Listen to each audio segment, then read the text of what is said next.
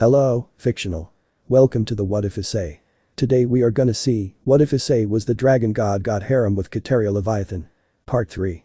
If you end up liking this video, please consider subscribe, so without further ado, let's get into the video. Scarlet Lancer and Issei Hyoudou were currently sparring in the land of the dead. Issei had managed to convince his sister to create a perfect replica of Rongaminiad, the spear that shines to the ends of the earth. Scarlet was quite impressed that IsseixKaterea was powerful enough to conjure a convincing replica of the very same spear that is said to have pierced the Messiah, and she was also curious on why Issei chose this spear of all else. Good, keeping your balance between the strength in your blow and the strength in your swing is very essential to becoming a powerful spear user. Complimented Scarlet, proud that her pupil was learning fast. Well, it's all thanks to your training, sensei. Said Issei modestly as he continued swinging Rongaminiad at Scarlet, who was blocking with gay bulb. Scarlet smiled as she signaled for Issei to stop. It was time for a break. You're learning fast, Issei. I'm very proud of you. Said Scarlet with a loving smile. Issei blushed at this but composed himself soon afterwards. It's thanks to you, sensei. Stated Issei as he dematerialized Rongaminiad. Tell me, why did you choose that spear? It is of holy origin and not demonic. Asked Scarlet curiously as she leaned on her spear. Issei looked down at his left hand and clutched it. That's because Rongaminiad was said to have pierced the Messiah, also known as Jesus Christ. And my family fell due to an ambush led by Jesus. Explained Issei as he closed his eyes, remembering the tragic fate of his family. So he has experienced the loss of his loved ones as well. Thought Scarlet as she remembered the loss of her former pupil, Ku. Scarlet then shook her head as she had to focus on Issei now, for he was her pupil. She would not appear weak in front of Issei, ever. Scarlet looked at Issei, eager to continue his training, however she stopped herself as she saw a small magic circle appear beside Issei's right ear. Sona, do you need something? Asked Issei curiously. Issei, there's a situation. Come to the office immediately, it's urgent. Stated Sona as she cut the call. Issei sighed as he needed to get back to work for now. Sensei, I'm sorry but it seems something has come up. Apologized Issei as he bowed his head down. No, it's alright. It seems urgent, we can continue when you get back. Reassured Scarlet with a smile. Issei smiled back and soon left on a magic circle. As Issei left, Scarlet sighed tiredly. There's no way I can possibly kill him now. I have grown quite fond of him, so I shall take him away from you in another way, Leonora. Thought Scarlet sinisterly. Student Council office. Issei had arrived from training with Scarlet Lancer. He was called for something urgent, or so he was told. Thank you for arriving on such short notice. Thanked Sona as she prepared another magic circle. Geez, what took you so long, pretty boy, complained Saji with an annoyed face. Apologies, I was busy training. Apologized Issei as he stepped into the magic circle prepared by Sona. So, what's the occasion? Asked Issei curiously. Riaz has information on the whereabouts of one of the exorcists who came to speak with her a few days ago. That exorcist might have some valuable information, and that also means it could get somewhat dangerous. Replied Tsubaki. Ah, I see now. Muttered Issei as he and the others with him teleported within the magic circle. Somewhere not too far from Kuo Academy, Sona and her group had arrived at Ria's location. Thank you so much for coming, Sona. Thanked Riaz as Sona and her group approached Riaz and her peerage. The damage is pretty bad. Said Sona as she inspected the unconscious exorcist being held by Ria's familiar. Even twilight healing couldn't do much, said Asia sadly. It's okay, I have the equipment required to treat her in my house, Tsubaki. Called Sona, to which Tsubaki nodded and carried the exorcist known as Irina away to Sona's household. So what the hell happened? Asked Saji seriously. We don't know, we just got here as well. Replied Caddis. Before any further conversation could be made, everyone's chest started to feel weird suddenly. Issei narrowed his eyes at the new presence and vanished, although nobody else noticed. Holy sword. Warned Kaneko as she and everyone else looked behind the direction of Ria's group. Well, I guess you all took the bait. Ha, so many damn devils. Laughed Fried Selson, a stray priest. We thought it was you. Said Murayama as she prepared to summon her sacred gear. This action was mimicked by Caddis. Asia Argento, the nun who gave her soul to the devils. How do you like your new life as a devil scum? Asked Fried mockingly. Shut up you freak. You touch Asia and we will annihilate you. Threatened Caddis as she and Murayama put their left and right hands together. After this was said, Sona leaped forward beside Riaz and prepared to attack Fried. Wait a sec. Hold on. Don't kill the messenger, alright? Someone wants to talk to you. Said Fried as he waved his hands. Which someone? Asked Riaz cautiously. My boss. Replied Fried as he looked up to the sky, which the devils did as well. The fallen angel, muttered Kaneko. And he has 10 wings, he's a leader class. Added Akeno. It's a pleasure to meet you, daughter of the House of Gremory. I am Kokabiel. Introduced Kokabiel with an evil smirk. The pleasure is all mine, I'm sure. And please call me, Riaz. So you're the leader of the fallen angels. It's nice to put a face with a name. Said Riaz with confidence as she stared down the fallen angel leader. Your crimson hair is quite breathtaking, you share multiple similarities with your brother. Informed Kokabiel. Thank you, but did you come here to simply review my appearance? Not that I'm rushing you, it's nice to see a leader class this close up. Said Riaz as she crossed her arms. I'm thinking I'd like to do a little damage while I'm here. Starting with that place you call Kuo Academy. Stated Kokabiel, shocking Sona. Why would you want to harm our school? Asked Riaz confused. I figure if I do Serziches would have to emerge to assist his sister, what do you think? Answered Kokabiel with an evil grin. If you choose to do that, then you will be creating a brand new great war. Warned Riaz. Ahaha. That's exactly what I want. After the first three-way war ended, I was so bored. There was nothing to do. Informed Kokabiel. Azazel and Shemhazai were being so passive about when the next war would start. Added Kokabiel. Wait, I know those names mentioned Caddis. It was mentioned by Calawerner. Realized Murayama. Azazel is the governor of all fallen angels. Informed Riaz Gremory. Fallen angels, God, devils, we're all in a state of equilibrium, which means I can start a war whenever I please. Said Kokabiel crazily. You're a complete war maniac. Insulted Riaz. But Kokabiel took it as a compliment. Ahaha, I've got you, Lucifer's sister. And then there's Sona Sitri, Leviathan's sister. If I put both of your lives in great danger, then the two Mayus are certain to arrive here. Stated Kokabiel as if it was a fact. After hearing this, Saji smirked. Ha! There's no need for them to come. We have someone capable of kicking your ass right here right now. Boasted Saji confidently. Ho! And who might that be, devil? Asked Kokabiel interested. Come on, Hyoudou. Kick that Douch's ass. Said Saji as he looked behind him but was confused when he couldn't find Issei Hyoudou anywhere.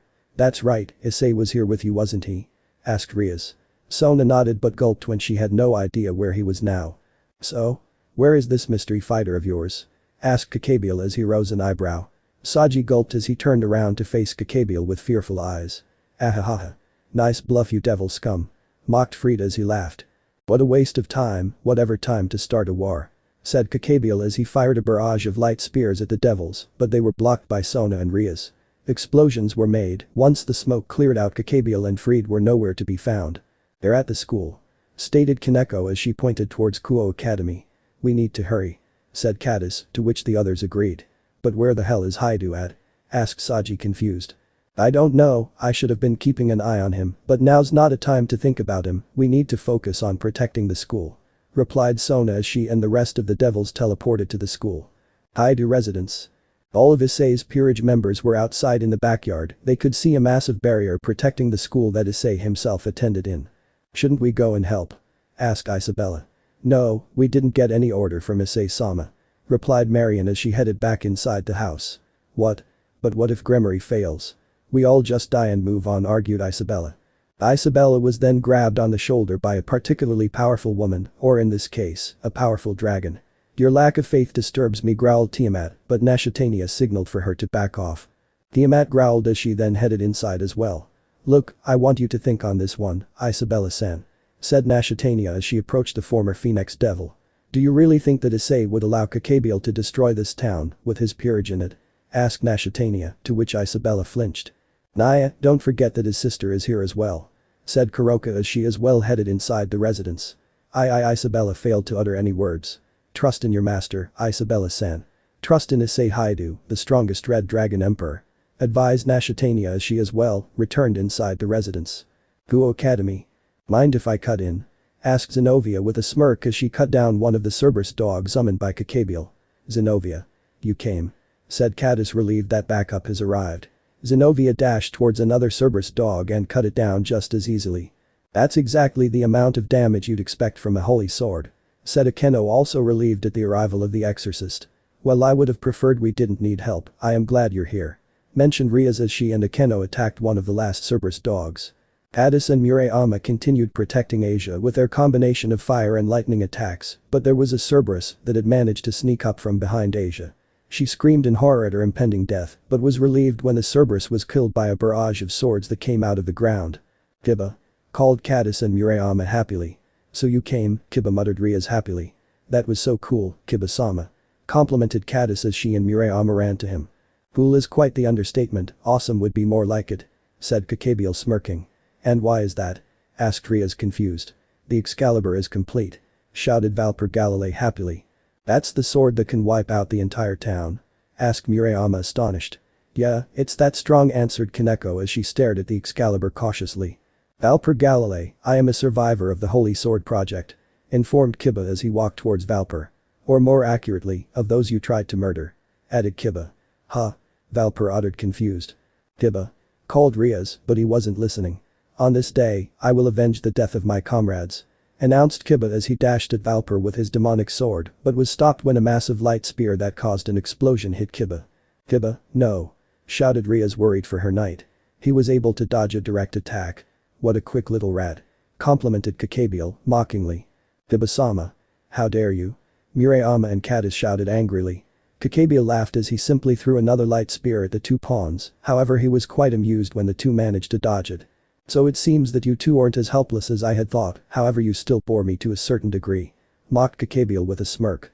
Katis and Murayama simply held each other's hands and a glow started to emit from their hands.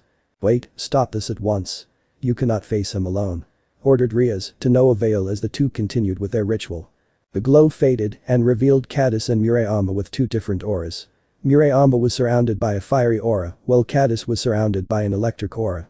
This was the greatest technique of their twin sacred gears, fusion. "Listen here, you black-winged jerk," called Katis as her eyes began glowing a dangerous yellow. Kokabiel looked at the two with interest, he had never seen a phenomenon like this before. "You're about to be the first person to have a taste of our true power," added Murayama as her eyes glowed a fiery red. "Feel our thunderous flames. Kaminari Kasai, balance breaker," chanted the two girls simultaneously. As they did this, their bodies began glowing brightly and they began to fuse. "No way, they actually fused together," uttered Rias in shock. "Then that must be their forbidden technique, their balance breaker," predicted Akeno as she watched as the light faded and revealed a single figure in armor. "I am neither Katis nor Murayama, I am the everlasting storm. The untouchable flame. Prepare yourself, fallen angel. For you will feel my wrath," announced the new being which was born from the fusion of Ria's pawns. This new woman looked almost nothing like Katis nor Murayama, however she did have some similarities. She had a much more mature build and face, similar to Graphia Lucifuge.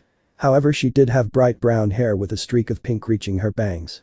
She was also clad in bright white armor, reminiscent of Regulus Nemia, but with the theme of a bird instead of a lion. It also had a much more feminine build to the armor, judging by the curves. Hahaha. How interesting. Twin sacred gears fusing into one?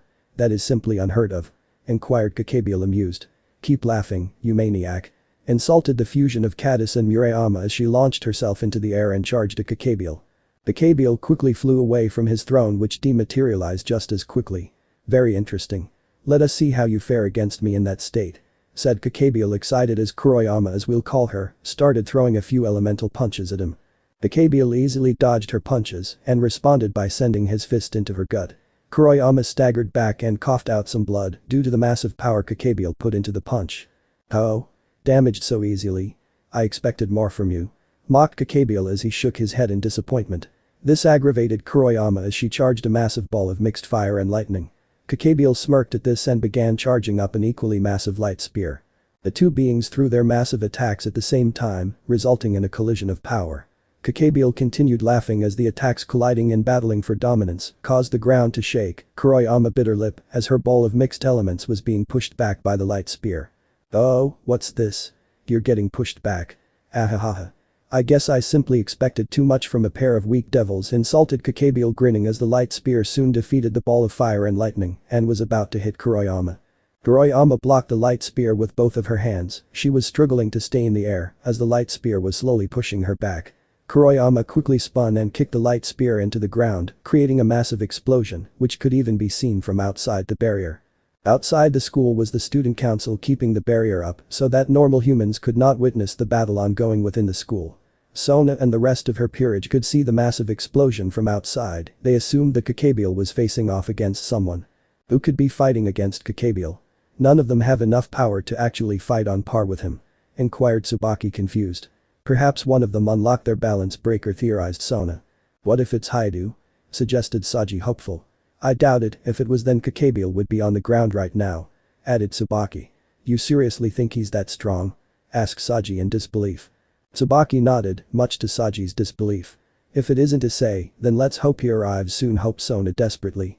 Goroyama was now on the ground, panting. Kokabiel simply levitated in the air, crossing his arms. I am truly disappointed, you look powerful, but in reality Kokabiel didn't finish as he just smirked at the tired fusion. Goroyama was about to stand up and prepare for another fight until a light devoured her and two figures emerged. Addis and Murayama were back and the fusion was over. What happened? Asked Caddis confused. It seems your fusion has a time limit, quite pathetic. Answered Valper Galilei, who watched the fight in amusement. Addis and Murayama glared at him and were about to argue until they were interrupted by Kokabiel. Freed. Called Kokabiel. You called. I'm here. Responded Freed as he entered the battleground. This is our last piece of entertainment. Use the Excalibur with the power of 4 swords to get rid of all this debris. Ordered Kokabiel. It would be my pleasure. Said Freed as he took the Excalibur. Wow. This bad boy certainly has ridiculous specs. Mentioned Freed as he swung the Excalibur around. How about I cut up those 2 fusing devil scum and that bitch believer? Suggested Freed to himself. Addis and Murayama prepared to fight until a figure jumped from behind them. Zenobia. Recognized Murayama. Zenobia was walking towards Freed with her sword of destruction, she was preparing for a fight. Oh. Look at your pathetic Excalibur. It's nothing compared to the strength of 4 combined. Mocked Freed as he charged at Zenobia with his combined Excalibur. Zenobia and Freed began clashing. Valper watched in amusement until he noticed someone close to him getting up and approaching him. I've heard about you, they said one of the subjects escaped. Mentioned Valper as he turned to face the knight. Haha, how tragic to survive only to live as a lowly devil. Mocked Valper. I'm thankful to you and the others, we wouldn't have completed the project without you. Thanked Valper. Completed. Repeated Kiba confused. The subjects we used individually had enough of a particular gene required to use the holy swords. After I realized that fact I came to a conclusion, so all I did was take out any of the genes remaining in the bodies of your comrades. Then I found a way to crystallize the gene, this right here is the last one made from those pathetic brats. Explained Valper as he took out a sample of the crystal. The church however are hypocrites, after excommunicating me they shamelessly use my research. Typical church behavior. Of course we're talking about Michael, so even if he took genes from his subjects, I bet he didn't take the time to kill them. Hahaha. Added Valper. You didn't have to kill us either. How could you? Said Kiba disgusted. You were just test subjects, we already had what we needed, what were we supposed to do? Asked Valper condescendingly. We believed what we were doing was for God, we bore everything because of that faith, and then you just threw us away, like trash. Accused Kiba. Hearing this, the hearts of Riaz and her peerage felt sadness and pity for their comrade. Valper smirked and threw the crystal to Kiba. Why don't you take it, I no longer need it. We have enough materials to produce higher quality crystals. Informed Valper. Kiba kneeled down and picked up the crystal. He closed his eyes and reminisced about his comrades. How many? Asked Kiba, much to the confusion of Valper. How many lives did your blessed research cost? How many deaths did it take? Asked Kiba once more. A blue light began forming behind Kiba, taking multiple humanoid shapes. What is that? Asked Asia curiously. It kinda looks like people mentioned Caddis. It's probably the different powers from the battlefield combining and Kiba, our powers on top of the trembling in his heart, must have freed the souls from the crystal. Theorized Akeno. I prayed and wondered, why was I the only one? Why me? It wasn't fair for me to have survived, there were kids with bigger dreams than me, kids who wanted to live more than I did, said Kiba as tears began falling. It was a mistake, someone better than me should have made it out of that nightmare. Added Kiba crying. Kiba started crying even more until he felt someone tug his shirt from behind. Kiba looked behind him to see one of his old comrades smiling at him, soon his old comrades faded and blue auras began surrounding Kiba. Kiba looked around him, confused. Until he heard their voices, the voices of his former comrades. They encouraged him, they spoke about their bond and how they could survive even without God. This made Kiba smile as the souls of his comrades fused within him. Oh, that's sweet. Said Kaneko. Asia began crying tears of joy, while Caddis and Murayama started crying as well. Oh? Blurted out Kokabiel amused. My comrades, they wanted me to be free but I'm not, first I need to destroy the evil in front of me. Said Kiba as he summoned his devil sword. Help me, Freed. Called Valper in fear. Yes. I'm here. Yahaha. Arrived Freed with Excalibur. Ha. You fool, you should have let yourself be killed alongside your comrades. Said Valper as he smirked. Kiba-sama. Go kick that freak's butt. Cheered Caddis. You go show him, Kiba-sama. Cheered Murayama. Catus Murayama. Muttered Kiba shocked. You can do it, Kiba. I believe in you, besides no true knight of mine would ever lose to such a pathetic foe. Encouraged Rias. I wanna see blood. Said Kaneko. Kiba smiled at the encouragement of his comrades. Thank you, muttered Kiba happily. Gross. Another moving scene from the house of Gagme Gremory. Said Fried disgusted. I can't take it. I need to hurry up and kill you. Added Fried crazily. It's time for a new sword. I'll create a sword for Rias and my fallen friends. Sword birth go. Chanted Kiba as he raised his devil sword in the air. Black and white energy began surrounding the sword, shifting the form of the devil sword, creating a new one. The sword invested in both holy and devil powers. The sword of betrayer. Announced Kiba as he held his new sword, also known as his balance breaker. Holy and devil powers mixed together, repeated Rias in disbelief. Holy and devil powers mixed together, that's impossible. Two opposing elements cannot mix together. Argued Valper in disbelief. Kiba began walking towards Valper. Zenobia then appeared beside him. Talk to me, Knight of Rias Gremory. Are we still in the same side? Asked Zenobia. I'd like to think that we are. Replied Kiba. Then how about we work together to destroy that Excalibur? Suggested Zenobia. Are you sure? Asked Kiba surprised. I know that technically we are looking at a holy sword, but let's be honest, there's nothing holy about that. Replied Zenobia, getting a nod of agreement from Kiba. Zenobia began to chant something quietly, and a golden portal appeared right next to her. A hilt could be seen exiting the portal. Zenobia grabbed it and freed it from its chains. This is called Durandal. Announced Zenobia. Durandal, repeated Kiba shocked. Durandal, said to cut everything in this world. Said Akeno surprised. That's impossible. My research didn't go into how to use Durandal. Nobody should be able to wield that thing. Argued Valper.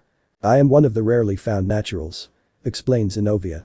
One who is known as a true holy sword user. Said Valper shocked. This kiddo can cut anything into pieces, it's so dangerous that it needs to be stored in another dimension. Informed Zenobia. I don't believe you.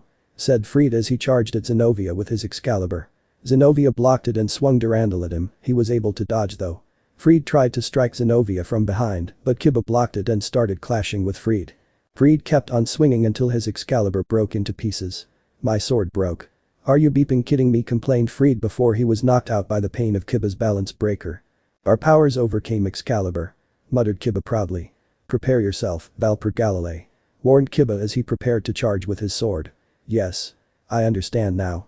If holy and devil powers are able to mix, then that must mean that not only the original Satans but also Go, understood Valper before getting disintegrated by Kokabiel's light spear.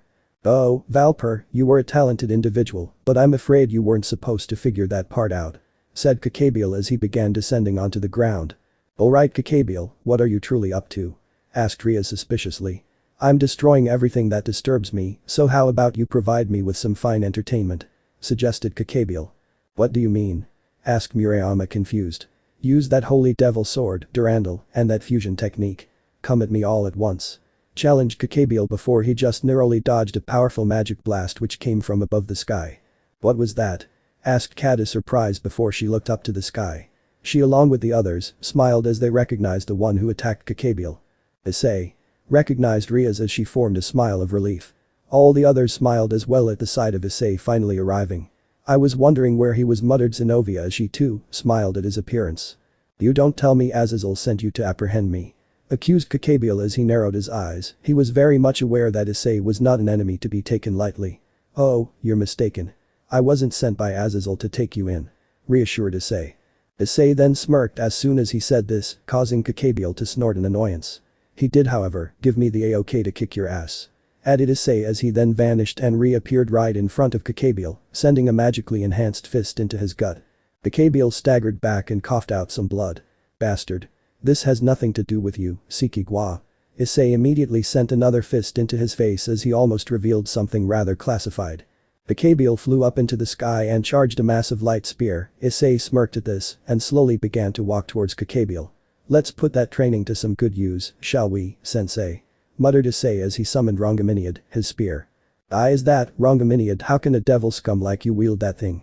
Asked Kokabiel in disbelief. Simple, I am powerful enough to withstand the holy aura. Answered Issei as he flew up and charged at Kokabiel with his spear. Kokabiel panicked and immediately threw the massive light spear. Issei however smirked as he easily broke through the light spear and pierced Kokabiel with Rongaminiad. Kokabiel coughed out some more blood as his left arm was now paralyzed. Issei smirked and grabbed Kokabiel by his jaw and pierced his stomach with Rongaminiad. Kokabiel screamed in pain, and out came a massive amount of blood, most of which he had to swallow due to Issei covering his mouth. Issei chuckled as he then kneed Kokabiel right in the gut and smacked him down on the ground. A crater was created when he crashed, and as the dust faded away, Kokabiel could be seen, unconscious. The ultimate class devil landed and picked Kokabiel up by the collar before he looked up to see the barrier around the school shatter as a bright light descended. "Geez, Azazel really can't trust me to bring Kokabiel back alive," inquired Issei as he sighed and turned to face the bright light which had landed. "What is that?" asked Katerea confused. I don't know," replied Riaz just as confused. The bright light faded and revealed a man in full white scale mail armor. "Hyoudou Issei, I have been sent by Azazel to return Kokabiel to the Grigori," stated the man in white armor. "Good to see you again as well, White Dragon Emperor," greeted Issei with a grin as he threw Kokabiel at the White Dragon Emperor, who easily caught the unconscious leader class. The White Dragon Emperor headed to pick up freed Selzen as well. "So, where you been these days?" asked Issei curiously, much to the curiosity of the other devils in the area. "Training, I assume you have as well," assumed the White Dragon Emperor. "Of course," confirmed Issei as he sent his rival a cheeky grin. Volley, as Issei knew him, chuckled and prepared to leave the area. "Till next time, Hyoudou, don't forget about that thing by the way," reminded Volley as he left the school grounds. "Oh, I won't," muttered Issei with a smirk. As Volley left, the girls began running towards him, with the exception of Zenobia and Kiba at the back who were smiling at the situation.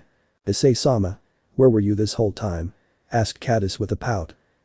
Sorry, I wanted to see how you guys would fare against him in a fight," explained Issei as he scratched his head in embarrassment.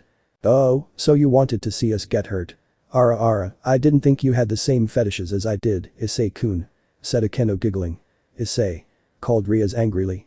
Issei paled as he looked behind him to see Riaz with a pout and a ball of destruction. "So you like to see pain, Issei?" asked Riaz curiously as the ball of destruction increased in size. Issei squealed in fear as he instinctively backed away. "Wait, Riaz. It's a misunderstanding. I would have stepped in if you guys were really in trouble. And besides, Kiba and the two girls wouldn't have achieved balance breaker if I beat him up immediately, right?"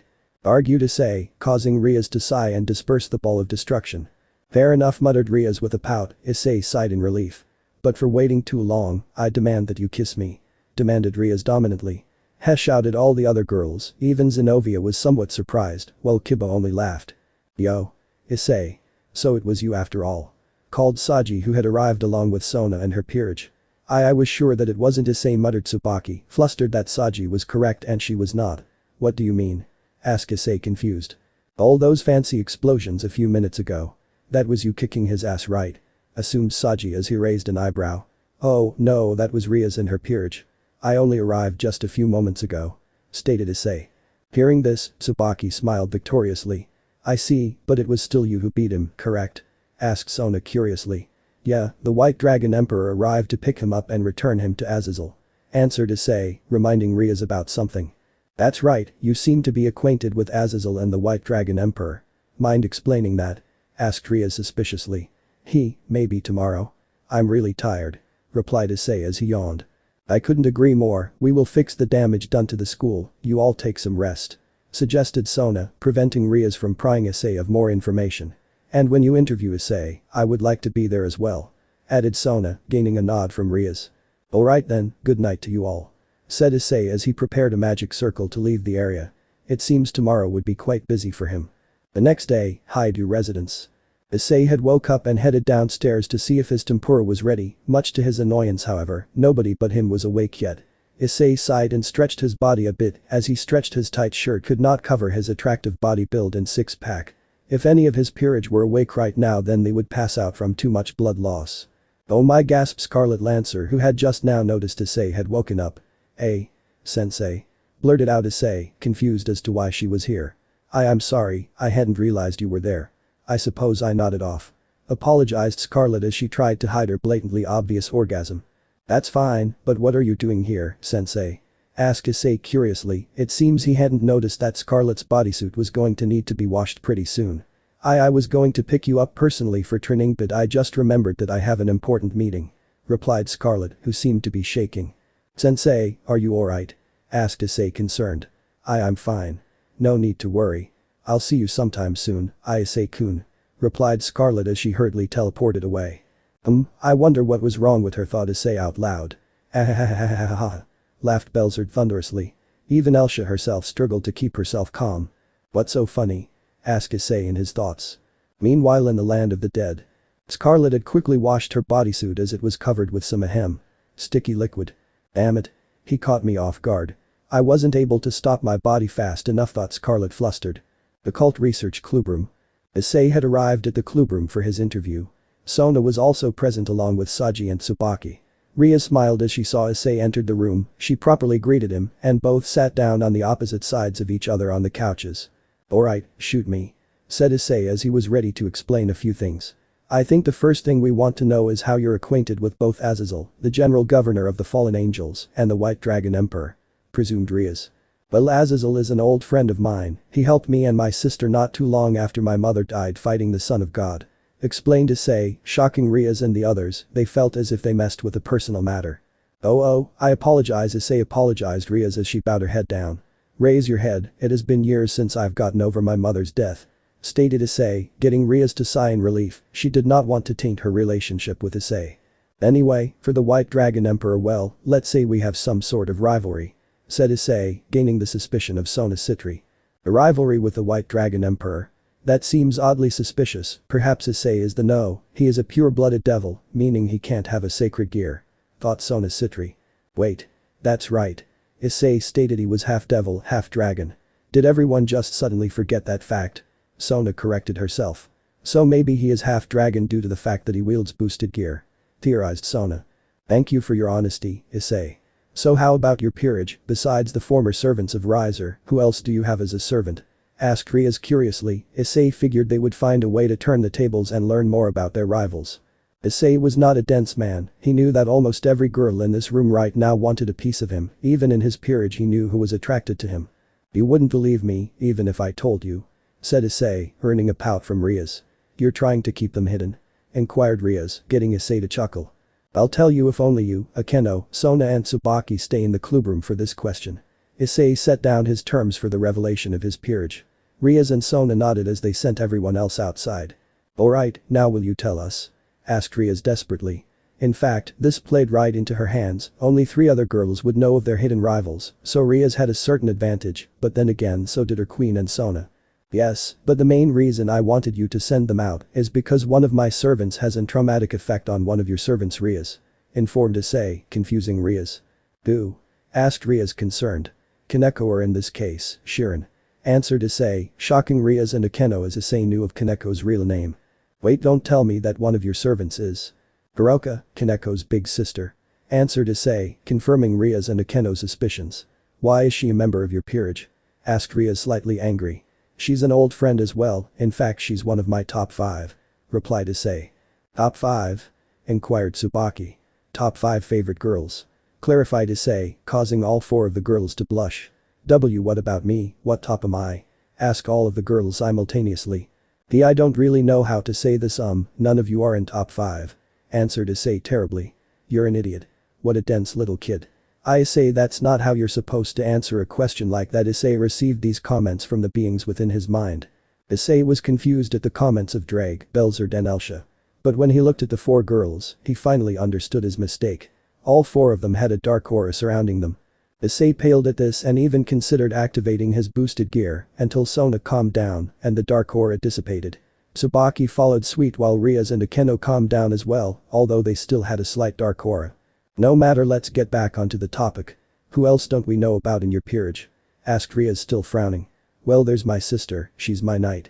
Replied Issei, causing Akeno to gasp in surprise and the other 3 to stare at Issei like he was a freak. You have your sister in your harem? Asked Riaz in slight disbelief. Harem? No, she's just my knight, I have some dudes in my peerage too, you know. Not everyone in my peerage is a part of my harem. Explained Issei. You had a dude in your peerage. Corrected Drag, getting Issei to pout at the dragon. Riaz and the other 2 calmed down after hearing this. Anyway. There's also my rook, Tiamat. Added Issei, once again to the shock of the 4 devils. As in the Chaos Karma Dragon, asked Riaz in disbelief. See, I told you that you wouldn't believe me. Sighed Issei. In any case, the last servant of mine is a half-vampire, so there's that. Finished Issei as he then sighed in relief, he hoped this interview was over. I see, thank you for answering our questions, Issei. Thanked Riaz and Sona. You're welcome, now if you'll excuse me, excused Issei as he teleported away. I shall take my leave as well, Riaz, said Sona as she and Tsubaki headed for the door. Riaz nodded at her and returned to her seat. Akeno had let the others back inside as well. So, what was so special about his servants that we had to be sent outside? Asked Kiba curiously. Riaz looked over to Kaneko for a moment before she sighed. I'm afraid that's not my secret to tell, replied Riaz, much to the understanding of the knight. Riaz was thinking for a second before coming up with something to relieve her of her boredom. Let's go clean the swimming pool. Korea. Issei had received a call from his sensei to meet her in Korea, although he was not told why. He walked the streets of the city until he found Scarlet sitting on a bench in a park. Issei, over here, called Scarlet as she spotted Issei. Issei smiled and approached her. So, why did you call me all the way here? Asked Issei curiously. Because I wanted to go on a trip with you, I have found quite an exquisite spot here in Korea, replied Scarlet, who was wearing a pretty purple dress with a short skirt. Issei blushed as Scarlet stood up, she looked beautiful in that dress. So basically, it's a date, assumed Issei, who was still blushing. Scarlet blushed at that and wanted to clear things up immediately. No. It's not. It's just bonding with pupil and master, explained Scarlet desperately. Issei almost laughed at this, but he played along as he followed her to the train station. We're taking a train? Inquired Issei. Yes, it's appropriate to blend in, stated Scarlet as she and Issei entered the train. The train was quite well made, it seemed fit for a rich family. How much did you pay for the tickets? Asked Issei concerned. 240,000 won, replied Scarlet bluntly. One is Korean currency. Issei paled at hearing the amount, he couldn't believe the amount of money that Scarlet had just spent on this train. Scarlet looked around and found her seat, she signaled for Issei to sit beside her. As Issei sat down he grabbed himself a drink from his pocket dimension. So, where are we headed? Asked Issei curiously. Busan, like I said, I found quite an exquisite spot, it would be good for some training as well, but we'll mostly relax there, replied Scarlet. The train that Issei and Scarlet were on was moving fairly fast, although that wasn't a problem for the man in the dark cloak that was standing on top of the train. Any person experienced enough with magic and the use of senjutsu could easily figure out that this man was a necromancer. The man smirked as he had finally found his target, Scarlet Lancer.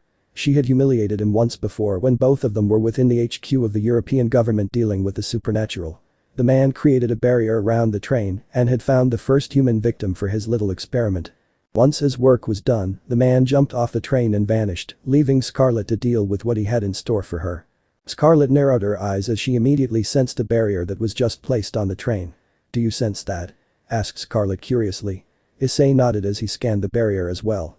Someone put up a barrier, meaning he probably put something else inside the train, predicted Issei, gaining the agreement of Scarlet. She told him to stay in his seat as she closed her eyes and started to look for the imminent threat within the train. Scarlet's eyes widened in surprise as she found a human girl shaking uncontrollably in the back car of the train. No, they couldn't have, uttered Scarlet surprised. What did you find? Asked Issei curiously. A girl is having a seizure at the back car of the train, her eyes have become pure white, replied Scarlet, causing Issei's eyes to widen in shock and he started to shake in slight fear. Beeping zombies. Ah! Shouted a man in pain as the girl beside him suddenly dug her teeth into the man's neck. The girl violently ripped out the man's throat, killing him in the process. The girl then looked around her surroundings violently and chased after the closest human to her. Run for it! Shouted another man with a suitcase. The girl, or in this case, zombie, came running at the man. The man panicked and threw his suitcase at the zombie, buying him a few moments to escape. Once the zombie regained its footing, it started chasing the running passengers. Behind the zombie was the man it had recently killed. The man stood up, but this time he had pure white eyes and it seemed his skin was rotten. The man's body moved around violently and soon it followed the zombie girl and began running after the other passengers. A zombie outbreak had broke out in this train that, fortunately for the passengers, had two powerful beings residing in it. Issei began to shiver in fear. While Issei was by no means weak, he definitely could be scared by horror movies and such. Scarlet would have laughed at her pupil if the situation wasn't as serious as it was right now. Issei, we have to make sure none of the infected get past this car. If we can contain the outbreak, we will wipe the memories of everyone that survives the outbreak. Do you understand? Asked Scarlet seriously. Issei hesitantly nodded, getting Scarlet to smile as she was immediately in her battle attire. Issei did the same and equipped his battle attire as well. Issei gulped as he could hear the shouts of people from the cars not too far from the one he and Scarlet were on. Issei hesitantly looked behind his chair and could see multiple people running towards the doors to their car. Soon enough, only 2 men were left running for the doors. One man had gotten inside safely, while the other was still on his way to the door. The man with pale skin and black hair was going to close the door to the car until the other man protested. "Wait. Don't close it yet," shouted the man as he was close to the door. "Hey, what's going on?" demanded a passenger on the car that Issei and Scarlet were currently on. "How am I supposed to know?" snapped the man who was holding the door. Any further conversation was interrupted when the man who was about to enter the car was suddenly tackled to the ground by a man with pure white eyes and rotten skin. The passengers looked in horror as man ripped apart the flesh of the other man. The man holding the door had a terrified expression on his face. He watched as the man's body was ripped apart violently. "Close it now," shouted a female passenger scared. The man immediately regained his senses and hurriedly closed the door. He narrowly made it as the zombies began tackling the door. Fortunately they did not know how to open doors and lacked any common sense. The man stepped back from the door and sighed in relief as he went and took a seat not too far from Issei and Scarlet. "Attention. This is your conductor, Lewis Shepard. We have a situation. Cars 10 to 15 have been completely contaminated by some sort of infection. Please do not go anywhere near those cars and kindly lock all sliding doors to your current cars. We have also lost our signal to any officials, so we need to stay wary until we arrive at the next station. Thank you for your cooperation," announced the conductor of the train. Whispers were then heard around the car. Issei and Scarlet nodded to each other and approached the locked door. "Hoi. What the hell do you think you're doing?" demanded a man with black hair. "Containing this outbreak, please try to step away," warned Scarlet as she summoned her gay bulg, shocking the other passengers. "What the hell are you?" asked another man with a fat body. "What the hell does it matter? We have beeping zombies in the train and you're worried about a woman who can summon a spear," scolded Issei as he too summoned his spear, Rangaminiad. "What are you gonna do, open the door? Are you insane? Even if you have spears I doubt you can take out that many zombies," argued the man with black hair. Issei's right eye twitched in annoyance. He was about to argue with the man until Scarlet did something which surprised Issei. "Michael Yianni, right. Average man, loner, overall negative person. Hates his family. Speaking of, your brother's right there isn't he?" inquired Scarlet, shocking the man now known as Michael Yianni. She had used the same magic as she did on Leonora in order to find Issei. "How the bloody hell do you know that?" demanded Michael Yianni. Scarlet simply sent him a grin and turned to face the door with the zombies tackling it. Scarlet tapped Issei on the shoulder as she walked towards the door. This signaled for him to stay back. Issei would have protested if he didn't know his sensei better. Scarlet spun her gay bulg and shattered the door, creating an entrance for the zombies. As the zombies began charging, all the other passengers panicked, screamed and retreated to the next car. However, the door to the next car was locked by the conductor. "It won't budge," complained a buff man as he tried to open the door. "Hurry the beep up. OMG, you're so weak. What the hell is taking so long? We're gonna beeping die." The other passengers panicked and even resorted to insulting the buff man for being so weak, even though they couldn't even open the door themselves. Michael Yianni and Alex, his brother, were also panicking and even pushed some people away so they could get to the door. Alex, however, being a fat man, tripped on the floor right next to a zombie with only half a body left. Scarlet was definitely slicing up the zombies, that much is for certain. Issei had been finishing off the zombies that could still crawl and bite even after getting sliced into bits by Scarlet's gay bulg. However, Issei was too late to spot the upper half body that came flying past him. Issei hurriedly rushed to kill it, but as he did, the man named Alex had been bit in the neck. "HHHHH. Help me. It bit me. It bit me." Panicked Alex, who looked around him for help. He saw Issei standing there watching him slowly turn. He then looked to his other side to see his brother, Michael, watching him in disgust. Alex crawled over to Michael for help, but Michael certainly had another mindset as he kicked his brother away. "Beep you, Michael," cursed Alex as his eyes turned white and his body began going crazy. Michael's eyes widened as the zombie, which was formerly Alex, charged at him and tackled him to the ground. "Let the beep off me. Get it off me," shouted Michael as he asked Issei for help. Issei looked at Michael displeased. It was clear that Issei did not want to save the fellow. Michael grunted and threw the zombie to the crowd of passengers trying to now break down the door. Issei's eyes widened in shock as the zombie then bit a few people in the crowd and people started to turn. Issei glared at the man named Michael Yianni and charged up his Rangaminiad to kill the zombies in front of him. As Issei was about to charge, he was stopped when a crimson blur sped past him and in less than a second the zombies were cut into multiple limbs. Issei stared in awe at how fast his master was. It was pretty obvious that blur was Scarlet. Scarlet stared at the multiple limbs and made a tch sound as she felt disgusted by these zombies.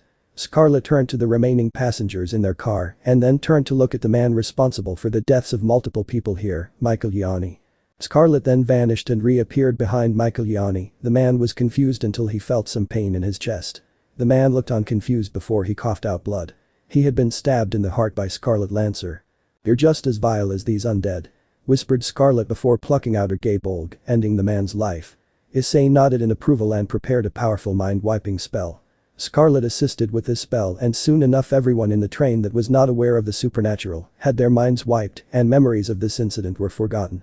Scarlet simply allowed her gay bulg to do the cleaning. Issei was surprised when she somehow made gay bulg act like a sweep. Issei and Scarlet simply stayed in their seats for the whole trip until they arrived at Busan. Everyone who was still alive exited the train along with Issei and Scarlet. Scarlet was now in her dress again and Issei in his normal attire. Issei sighed as he certainly had not expected a zombie attack, while Scarlet certainly seemed to enjoy killing the undead. "That was quite troublesome," said Scarlet as she sighed. Currently she and Issei were at a cafe. They needed to relax a bit after that unfortunate turn of events. "Scary too," added Issei, who shivered at the thought. "A shame so many died as well, not to mention it was difficult to erase any actual traces of their existence in the first place." Sighed out Scarlet, who sipped her drink. "But at least it all worked out in the end, right?" Cheered up Scarlet, who smiled happily, bringing a blush to Issei's face. "Yeah, so when are we heading to this secret spot of yours?" asked Issei curiously as he leaned on his chair.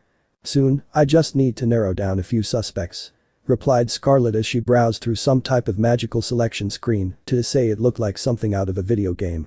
"Suspects?" repeated Issei, confused. "The one responsible for spreading that infection. Did you really think that a zombie had been created by humans?" clarified Scarlet. "Well no, but," blurted out Issei, not sure on what to say. Issei simply sighed as he just sat there, watching his sensei find out who was responsible for the little skirmish in the train. Issei's eyes could not be controlled and they lingered on Scarlet's chest for a few seconds. She certainly had an amazing body and downright gorgeous bountiful breasts. Issei soon blushed and looked away as he realized that he was staring for too long. Scarlet had seen this, but she pretended to not have noticed. She would not tease her pupil this time. She was quite eager to find out who would risk the expulsion of the supernatural to the public by spreading a zombie infection. "Perhaps a war maiden. No, if it was one of them I would have definitely noticed," thought Scarlet as she held her chin. They were able to put up a boundary field that could keep up with a full-speed train and was able to transform a human into an undead being. Whoever it was, they must certainly excel in the art of necromancy, thought Scarlet as she tried to narrow her suspects down to those who she knew specialized in necromancy. Sensei," called Issei. Scarlet opened her eyes and looked at Issei with an impatient face expression. "Maybe I should just come back later. It seems you're quite busy as it is, and I don't want to." Scarlet's eyes widened as she heard this and immediately protested. "No. We'll head to our destination now," interrupted Scarlet. "But what about finding out who was behind the outbreak?" reminded Issei as he raised an eyebrow.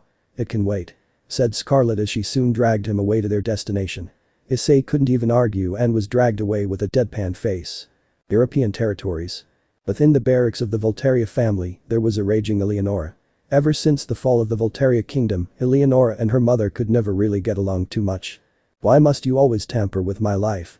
shouted Leonora angrily as she stood up and slammed her hand on the table. "First you order me to kill the pilot I was negotiating with, and now you send me to Japan. For what reason?" asked Leonora, confused and angry. Lady Volteria sighed and rubbed her temples. "Daughter, can you not see I'm trying to help you?" inquired Lady Volteria. "Help me how?" asked Leonora, confused. "I was getting to that part," replied Lady Volteria as she then groaned in frustration. "An old friend of yours is residing in Japan and currently enrolled in a school named Kuo Academy. I want you to reunite with him and bring him back here with us," explained Lady Volteria. "Old friend? What is his name?" asked Leonora curiously as she calmed down at the mention of one of her friends. "I'm sure you'll be happy to know that it's Issei Hyoudou," answered Lady Volteria as she herself smiled at uttering his name. Lady Volteria was quite fond of Issei and was close friends with his mother. At hearing this, Leonora's eyes widened in shock and a tear fell down her pretty face. "Issei. Are you sure of this, mother?" asked Leonora softly. Lady Volteria nodded and created a small mist that projected an image of Issei in his school attire. Leonora's heart skipped a beat as she stared at the image of Issei Hyoudou. Leonora closed her eyes and put her hands on her chest. "I knew it, you were still alive," Issei thought Leonora as she then opened her eyes and prepared her luggage. Leonora had prepared all that she had to for her journey to Japan. Just as she was preparing her magic circle, her mother called upon her. "Elin, one quick warning before you go reunite with Issei-kun," called Lady Voltaria. "What is it, mother?" asked Leonora curiously. "The witch is with him," replied Lady Voltaria, shocking Leonora. "You mean Scarlet Lancer?" Leonora gulped, hoping this wasn't true. "The one and only," clarified Lady Voltaria. Leonora's fists tightened and anger suddenly poured upon her. "Scarlet. If you dare harm Issei, not even you will be spared," thought Leonora angrily. "But don't let that discourage you, Elin. Issei has known you for far longer, and from what I've heard, he is quite the powerhouse. I have written down his address in a paper for you, take it." Cheered up Lady Voltaria as she then handed the address of Issei to Leonora, who took it gladly. "Thank you, mother. I shall make sure Issei receives your greetings," thanked Leonora, who then teleported away in her magic circle. Lady Voltaria sighed as her daughter left Europe. She stood up and walked towards the kitchen. "I expect grandchildren soon, Elin," said Lady Voltaria expectantly as she then giggled at her silliness. Hyoudou residence. IsseixKaterea was currently eating lunch with Kuroka and Hyoudou. They were having a lovely chat about Issei's eyes, much to the dismay of IsseixKaterea. Hyoudou, however, was quite curious. "Naya, let me guess you want to have your turn with him as well," presumed Kuroka, causing Hyoudou to blush. "Perhaps," replied Hyoudou hesitantly. IsseixKaterea sighed as she heard this. "Would you two stop? It's rude to speak about such perverse things in the table," scolded IsseixKaterea as she bit down her sushi. "Naya, haha, fine, fine," agreed Kuroka as she ate her fish. "Knock knock." IsseixKaterea yawned as she stood up and approached the door. She was thinking her brother had arrived, but she kind of doubted that Issei would be back from Korea so quickly. She held the doorknob and opened it. As she rubbed her eyelids to see who was there, her eyes then widened in shock at the identity of the visitor. "The Elin-chan," IsseixKaterea practically shouted as she was so shocked at seeing one of Issei's oldest friends. "IsseixKaterea-chan, it is you. So Issei truly is alive," cheered Leonora as she rushed and hugged IsseixKaterea. IsseixKaterea was almost drowned by Leonora's massive breasts. "Oh my mau. These breasts are bigger than Kuroka's and mine combined," thought IsseixKaterea as she then smiled and welcomed Leonora inside. "So, who are these commoners?" asked Leonora curiously as she spotted quite a few females around the house. IsseixKaterea closed the door after carrying her luggage inside. "These are members of Issei's peerage," answered IsseixKaterea. "Girls, this is Leonora Voltaria, childhood friend of my brother," introduced IsseixKaterea, getting surprised expressions from the Phoenix girls. "Voltaria? As in one of the old 72 pillars?" asked Hyoudou curiously. "That is correct, commoner. I am the heir to the bloodline of Voltaria," replied Leonora proudly. "Naya, so why have you come here?" asked Kuroka curiously. "Was that not obvious? I guess a commoner is a commoner till the end," mocked Leonora, earning an annoyed expression from Kuroka. "I am here to reunite with Issei, of course," continued Leonora. "Geez, seems like someone has a superiority complex," whispered Isabella to Marion, who simply giggled. "Well, Issei has one as well, so I see it was common back in their days," informed Marion. "Now, where is Issei?" asked Leonora curiously. "Issei is currently in Korea, he had a meeting to attend with his master," replied IsseixKaterea. Leonora raised an eyebrow at this, a devil like Issei having a master. It was absurd. "Master? What is this fellow's name?" asked Leonora suspiciously. Oh, it was Scarlet Lancer, I believe," replied IsseixKaterea. Hearing this, Leonora flinched and gulped. "That fiend has already gotten to him," thought Leonora worried. "When will he return?" asked Leonora. "Soon, he'll be back before dinner. At least that's what he told me," replied IsseixKaterea. The other members of the peerage certainly did not like Leonora that much, mostly because they were jealous. They thought that once Issei came back, she would immediately become his main girl. And they certainly didn't like the thought of that. "Very well. I shall cook for him," announced Leonora as she headed to the household's kitchen. Blurted out IsseixKaterea as she then rushed after Leonora. She would not be replaced as the cook of the house. "HMPH. I like that girl," said Tiamat with her arms crossed, surprising most of the peerage. "HMPH. I like that girl," said Tiamat with her arms crosses, surprising most of the peerage members currently present. "Naya, and why is that?" asked Kuroka curiously as she licked her lips, similarly to a cat. "She's confident, powerful and definitely likes to be in control. I like her because she reminds me of Issei," clarified Tiamat as she then proceeded to go outside to the backyard. Nobody else could ask any more questions. Soon afterwards footsteps could be heard coming from the staircase. The peerage looked towards the source and found Donnie Thompson walking down the stairs. "Ah, good afternoon," greeted Marion politely. Donnie yawned tiredly as she approached the couch and sat down, right beside Isabella. "So, what's the commotion about?" asked Donnie curiously as he looked around the living room. "Apparently one of Issei's childhood friends just arrived," explained Isabella uninterested as she just continued watching her show. She very much enjoyed the show named UFC created by the humans. "Really? Where is she?" asked Donnie interested. Eubeluna lifted her staff and pointed towards the kitchen. Donnie stood up and walked over to the kitchen as soon as she saw this. Donnie arrived to see IsseixKaterea trying desperately to take away the frying pan in a girl's hands. Donnie was shocked to say the least, as she definitely recognized who this woman was. "You?" exclaimed Donnie as she pointed her finger at the woman known as Leonora Voltaria. Leonora let go of the pan, causing IsseixKaterea to fall down. She then looked directly at Donnie with a confused face. "I'm sorry, who are you?" asked Leonora curiously. Donnie's eyes widened in shock as she then remembered that she was no longer a male. She then tightened her fists in restrained anger as she glared at Leonora. "Obviously you wouldn't remember me, after all I suppose I was just a means to an end," blurted out Donnie, much to the confusion of IsseixKaterea and Leonora. "What do you mean, Donnie?" asked IsseixKaterea confused. Leonora rose an eyebrow at the name as she could have sworn she's heard of it before. "That bitch is the reason I'm even here.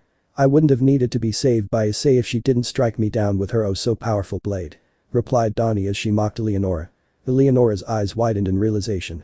"Don't tell me you're that pilot vampire," exclaimed Leonora in shock. "Oh, so you do remember me," said Donnie condescendingly.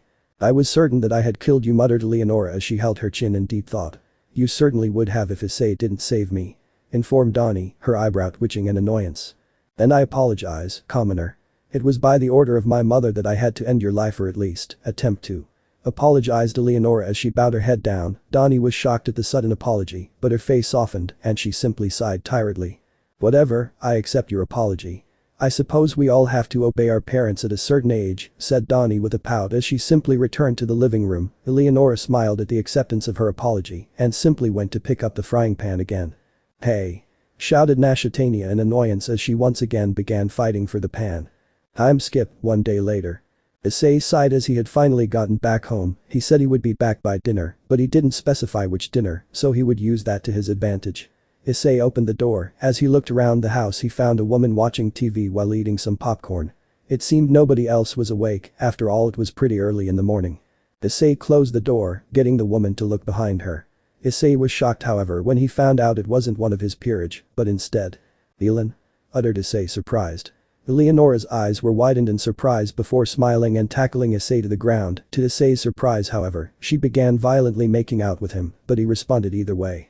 Moaned Leonora as her tongue familiarized itself with Issei's mouth. "Elin-chan. Wait." Struggled Issei as Leonora was showing no signs of getting off. "I've missed you, Issei-kun," whispered Leonora seductively, bringing a blush to Issei's face. Leonora smiled and continued making out with Issei. She slowly crept her hand down to Issei's crotch and was about to unzip his pants until she was interrupted. "What the hell do you think you're doing?" shouted IsseixKaterea angrily as she summoned multiple swords ready to fire. Kuroka was with her. She grinned cheekily as she saw what Leonora was doing to Issei. "I'm simply greeting my childhood friend, there is no problem with that," said Leonora cheekily. IsseixKaterea was essentially growling like a dragon, but before she could do anything rash Issei decided to calm everyone down. "Girls, there's no need to fight, I mean she kissed me, nothing important, right?" Issei failed at calming everyone down, in fact he made it worse. "What do you mean nothing important? I practiced a lot for that," exclaimed Leonora, earning the deadpanned expressions of Issei, IsseixKaterea and Kuroka. "What?" blurted out Leonora, her face as red as the hair of Scarlet Lancer. "Naya, what a perverted little girl," purred Kuroka amused. "Hey anyway. It's so great to see you again, Issei." Leonora changed the topic. "It's good to see you too, Elin-chan. How have you been doing the past 20 years?" asked Issei politely with a grin that made all three girls in the room blush ever so slightly. "Fine, me and my mother were recruited by a European secret government. I was surprised when I found out that quite a number of humans were pretty powerful," replied Leonora, gaining the interest of Issei and Kuroka. "Kinda like the Cows Brigade," thought Kuroka. Issei however could swear he's heard about something like that before. "Just where did I hear about that?" thought Issei curiously. "How about you, Issei? You've grown pretty powerful, I assume?" inquired Leonora challengingly. "Oh, of course I have. I would never abandon the sacred teachings of Leviathan-sama," informed Issei proudly, much to the annoyance of IsseixKaterea. Leonora then grinned as she summoned her sword. IsseixKaterea recognized this sword as a sword that controls wind.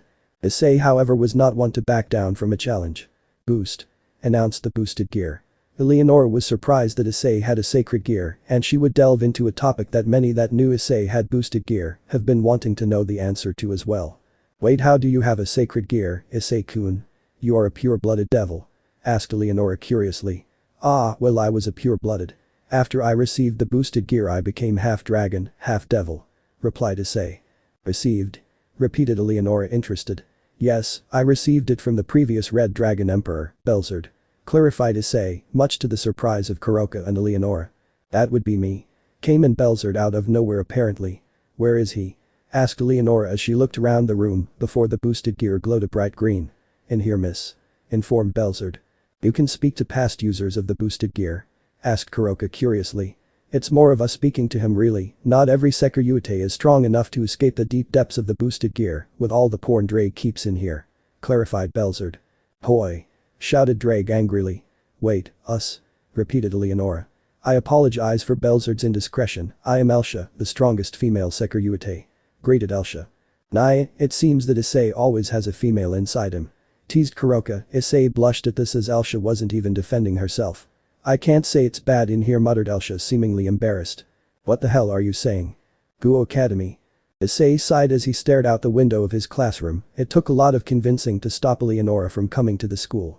Thankfully Kuroka had the chains of Gleipnir in stock. Issei looked round the room to see parents of multiple students watching and recording the class sessions. Ah, I forgot it was that day today, which means. I finally found you, Sona. Cheered Serafol Leviathan. Sona flinched as her sister ran towards her. Aichu knows this girl? Thought Murayama surprised. Aren't you happy to be seeing your Wani-chan again? Inquired Serafol with a cute face. Wani-chan, repeated Katerea shocked. That's Sona's sister, Serafol Leviathan. She's one of the 4 devil kings. Clarified Saji with an amused expression. She's also the pretty boy's boss. Added Saji. Issei's boss. So that means she must be pretty strong, right? Inquired Katerea.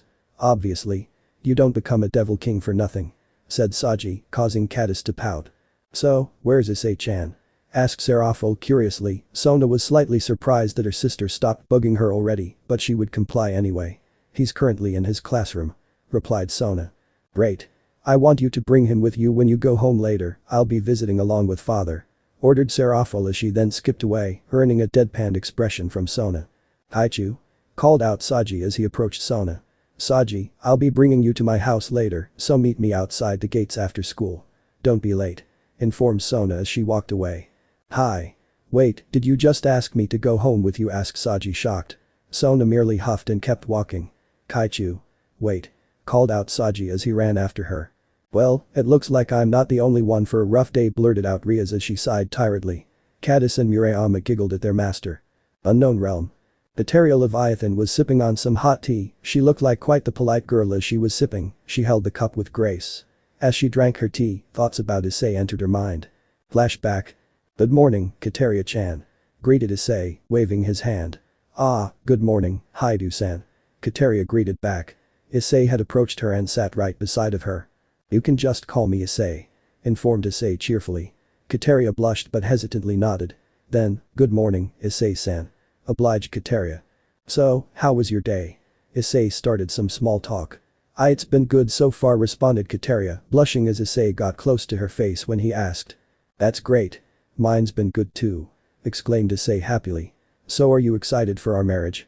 Asked Issei all of a sudden. Katerea turned as red as the famed Gremory household's hair when she heard this.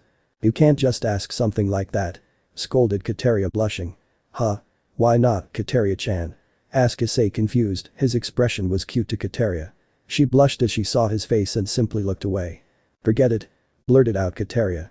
Issei looked at her confused before coming to a conclusion of his own. Katerea-chan, could it be that you hate being engaged to me? Concluded Issei as a frown appeared on his face. Katerea suddenly turned and looked at Issei with a shocked expression. No. I didn't. Katerea tried to explain, but Issei didn't hear it.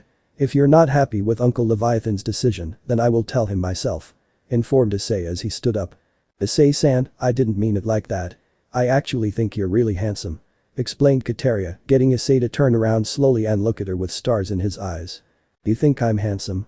Repeated Issei. Katerea gulped when she realized what she had just said. Before Katerea could say anything else, Issei hugged her tightly, making her blush. "Oh. I think you're beautiful too, Katerea-chan," informed Issei happily. Blurted out Katerea as she was probably going to pass out very soon. "Hahaha. Isn't that just cute?" said Leviathan, who appeared out of nowhere. Both kids yelped and fell back on their backs in shock. "Oh," whined both Issei and Katerea simultaneously. Flashback end. Katerea sighed as she proceeded to scan a few reports to further prepare herself for the coming attack. Katerea had quite a few plans ready. She had a plan for how to deal with Issei if he was present as well. She would of course try to convince him to return to her and join her. If he didn't comply, she would have the White Dragon Emperor face him. As much as it pained her to fight against him, she had no choice. She dedicated herself to her cause, and she would not abandon it for a boy. "Katerea, are you done with your preparations?" asked a devil known as Shalba Beelzebub, descendant of the original Beelzebub. Katerea nodded and walked past Shalba, no particular destination in mind. "Are you sure your feelings won't best you?" Shalba asked, doubtful of Katerea's capabilities to execute the mission. Katerea turned around abruptly and glared at Shalba. "Don't you dare doubt my dedication to our cause. I won't let some boy I knew in the past ruin our plans," said Katerea, getting a nod from Shalba. Katerea then walked away from Shalba. She knew her words held truth, but even she had some doubts hidden deep inside. She had soon arrived at the area which Volley team was residing in. Her presence caused Volley and two other men to exit a big tent. "Leviathan, what a surprise. To what do I owe this visit?" asked Volley curiously as he crossed his arms. "I'd like to discuss something with you. It's about Issei Hyoudou," informed Katerea, gaining a nod from Volley, who offered her a seat. "So what is it about Hyoudou that you want to discuss?" asked Volley, interested. "He is your rival, and I'm sure the two of you know quite a bit about each other," inquired Katerea. "Well, your assumptions are correct. Hyoudou and I have been going at it for about 14 years," said Volley, causing Katerea to raise her eyebrow curiously. "And in your opinion, who would win in a battle to the death?" asked Katerea. "Oh. Are you planning on turning against your own lover? How romantic," chinned Biku, the descendant of Sun Wukong, sarcastically. Katerea growled at him and was about to protest until the other man spoke up. "I'm sure Lady Leviathan is merely asking out of curiosity. Besides, I'm not sure she would let him die before she meets him," announced Arthur Pendragon, descendant of King Arthur, murmuring the last part. "Anyway, to answer your question, I think if we fought to the death, I would probably die first," admitted Volley, although hurting his pride. Katerea was surprised that the prideful descendant of Lucifer would admit to such a thing. The world truly needed to be reborn. "I see, thank you for your time, Volley," thanked Katerea as she stood up and left the vicinity. Volley watched her as she left. As soon as she was out of sight, Volley turned around and faced Arthur. "So who's the girl you were talking about?" asked Volley curiously. "Pardon me?" apologized Arthur as he did not understand the question. "I heard what you murmured earlier, who wouldn't let Hyoudou die before they met him," cleared up Volley, causing Arthur's eyes to widen in realization. "I had not realized I actually uttered those words, apologies," apologized Arthur once again before clearing his throat. "The girl's name is Citri Domain." Exiting a hovering train was Sona Citri, along with her peerage, sister and bodyguard. Sona walked out with some baggage. She was told they would be staying here until the three factions meeting at Kuo Academy. Issei walked out right behind her and looked at the massive castle in front of him. He was certainly impressed. Right behind him was Seraphol Leviathan, who hugged Issei from behind in a childish manner. "Ah. How do you like our castle? Cool, right?" inquired Seraphol childishly. Seeing this caused Sona to fasten him and the others to smile nervously. "Hi, it's very beautiful," complimented Issei, earning a squeal from Seraphol, who hurriedly grabbed Issei and ran towards the entrance to the castle, leaving her own luggage behind. "Could this day get any worse?" groaned Sona in embarrassment as she then signaled for Tsubaki to carry her sister's luggage and proceeded to approach their castle. Saji stepped out of the train in excitement as it was his first time in the underworld and his master's house. "Oh ho ho ho. This is so cool," shouted Saji in excitement as he jogged towards the massive castle with the rest of Sona's peerage following suite. As the group entered the castle, they were greeted by an amazingly neat and clean interior and a number of maids who politely carried their luggage. Sona walked across the massive hallway and entered the dining room, where her parents said they would meet her and Seraphol. When Sona entered the dining room with her peerage, they were greeted by the sight of Issei Hyoudou, bowing down to Lord Citri and Lady Citri, Sona's parents. "It is a great honor to stand in your presence, Lord and Lady Citri," greeted Issei respectfully, earning an approving smile from Seraphol. "Dear, you don't have to bow down. You're practically family," reassured Lady Citri, who had curved raven hair going all the way down to her waist and pretty violet eyes. "Ah, Sona. Come take a seat, the food shall arrive shortly," suggested Lord Citri, who noticed Sona and her peerage. Sona sighed and took a seat in the long table along with her peerage. After a few moments, the food prepared by the Citri household chefs had arrived. As the food was served and placed on the table, he searched for his favorite. And much to his joy, he found a plate filled with tempura. He hurriedly grabbed the plate and filled his own with the tempura. Serafel giggled at seeing this, while Lord Citri was laughing out loud. "So that's your favorite meal, I shall take that in mind for the engagement party," noted Lord Citri, getting both Sona and Serafel to look at their father, blushing. "Engagement party," repeated Sona and Serafel, flustered. "Darling, you're not supposed to reveal that yet," scolded Lady Citri, causing Lord Citri to shrink down on his chair after seeing the aura his wife gave out. "Who is getting married to Issei-chan?" asked Serafel anxiously. I'm afraid I will no longer reveal any more information on the topic, you'll just have to wait and see," replied Lord Citri. Do I have a say in this?" chimed in Issei, who was amused by the whole situation. "Indeed you do, are you fine with marrying into our family?" asked Lady Citri curiously. "I'm afraid that is not an option for me, my sister would be very angry at me," informed Issei as he continued eating his tempura. Hearing this caused Serafel and Sona to lower their heads in disappointment. Your sister is a part of your peerage, is she not? How about bringing them here?" suggested Lord Citri. Issei rose an eyebrow at the suggestion but nodded anyway. After a few minutes, a big magic circle appeared in the room. Sona and her peerage looked on in curiosity, while Serafel was looking for potential rivals. As the light dissipated, Issei's peerage was revealed. Standing in front of everybody was Hyoudou with a smirk on her face, behind her was Kuroka, who was yawning, and just beside Kuroka was Tiamat, who was scanning the room. All of the Phoenix girls were at the back of everyone, with Donnie right beside Marion. "So it's true, Kaneko's sister is a part of your peerage," said Sona as she fixed her glasses. Kuroka perked up at the mention of her sister, but she remained silent. Issei walked up beside Hyoudou and smirked. "I introduce you to my peerage, I assure you they are all quite reliable," introduced Issei as his peerage then bowed their heads down, with the exception of Kuroka and Tiamat. Lord and Lady Citri were both impressed by Issei's peerage, especially since Tiamat the Chaos Karma Dragon was a part of it. "If I may ask, how were you able to recruit the Chaos Karma Dragon?" asked Lord Citri, impressed. "I beat her in battle and she agreed to join my peerage after I offered," replied Issei nonchalantly. Over at Sona's side, her peerage members were all impressed by Issei's peerage, but Saji was also drooling over them. "This guy has a damn harem. He's so lucky," thought Saji jealously. Tsubaki noticed his perverted expression and was quick to prevent him from embarrassing their group in front of Issei's servants. "I would hate for them to think we are unworthy rivals for Issei," thought Tsubaki, as she quickly shook her head of such thoughts. Tiamat huffed as she was not impressed by any of the other devils in the room, most of the Citris were pretty weak compared to her.